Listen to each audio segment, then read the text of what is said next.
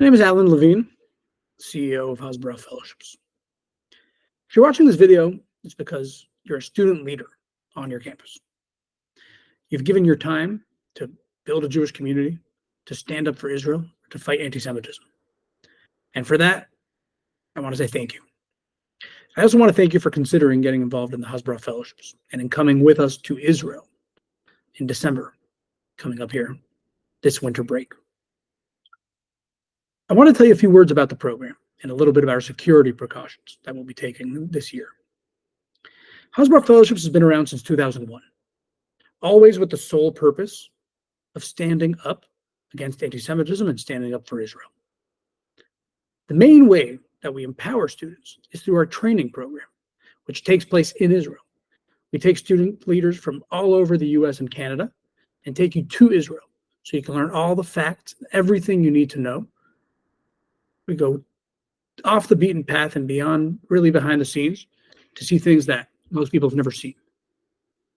And we do that so that you can come back as eloquent and empowered ambassadors and leaders to your college campuses. And in 2001, we've taken trips to Israel during some difficult times.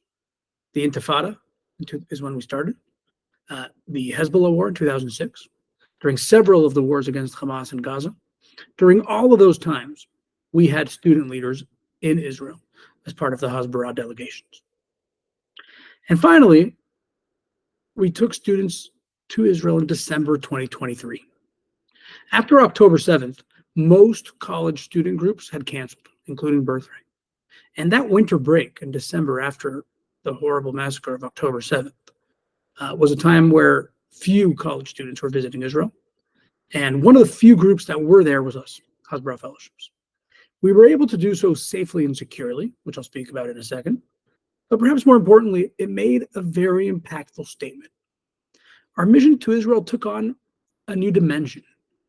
It wasn't only about learning the facts that we need to know back on campus, but it was also about standing up in solidarity.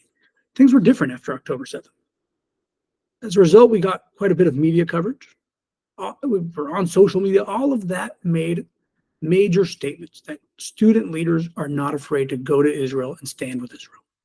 And finally, our delegation last December culminated in a meeting with President Isaac Herzog, a meeting that in and of itself made a major statement. Just stop and think about that for a second. A group of undergraduates from all over the US and Canada come to Israel, and we get an hour meeting with the president of the state of Israel. That meeting made a major statement. It was in the press, and it signaled that the president of Israel will meet with college students to fight back, to discuss the anti-Semitism that's happening on our college campuses. We made an important statement. Other than the meeting with the president, we met with families of hostages. We met with Nova Music Festival survivors. All of those things are very important, make an important statement. And it's a statement to the people of Israel that we stand in solidarity with them. And it's a statement to our campuses that we're not afraid to be who we are. We're not afraid to be proud Jews. We're not afraid to be Zionists. I hope you'll make that statement with us again. We did it in December 2023 during this war. We went again in the summer of 2024, and we plan on going now in December. I want to say a few words about the security arrangements. Of course, it wouldn't be possible without top-notch security arrangements. And before I tell you some of the specifics, I just want you to know, and I want to reiterate, that Hasbara Fellowships has never been canceled, except for during the COVID pandemic. But during the Intifada, during the various wars, we have always been determined and said, we're not going to let the terrorists cancel us. And we intend to do the same now. With that said, I want to talk to you about our track record, which is perfect. Every single one of our students that's ever been on a mission to Israel with Hasbara Fellowships has come back safely and securely. We do that in a few ways. We, first of all, will have an armed guard with us 24/7. Second, we're in touch with Home Front Command. Many of the student groups who come to Israel are in touch daily with the IDF's Home Front Command, which gives daily instructions on what to do, what areas to avoid, and what security precautions to take. In the past, and this won't change this time, we have always followed all of those instructions, and we've never hesitated to change the itinerary. We will change it the same day. We'll change it at a moment's notice. If we're told, don't go to the south, don't go on this highway, we follow that, and we don't hesitate to change the itinerary at a moment's notice. As a result, every student we've ever had has come back safely and securely. And not only that, we've actually never been to a bomb shelter, which may come as a surprise. Anyone who's lived in Israel for an extended period of time has visited a bomb shelter, or had to run to a bomb shelter, myself included. But during our delegations, we've never had to do that. We hope to have that again. We hope that to be the case. If it's not, everywhere we go will be safe and secure. We will follow all safety protocols, including going to the bomb shelter. And I may add that our hotel will be right near the Prime Minister's residence in the neighborhood of Rehavia in Jerusalem. Typically, in the past, we would spend a few nights away. Tel Aviv, go to the north. Needless to say, we will not be going to the north this time, and we won't be spending any nights away from our hotel in Jerusalem.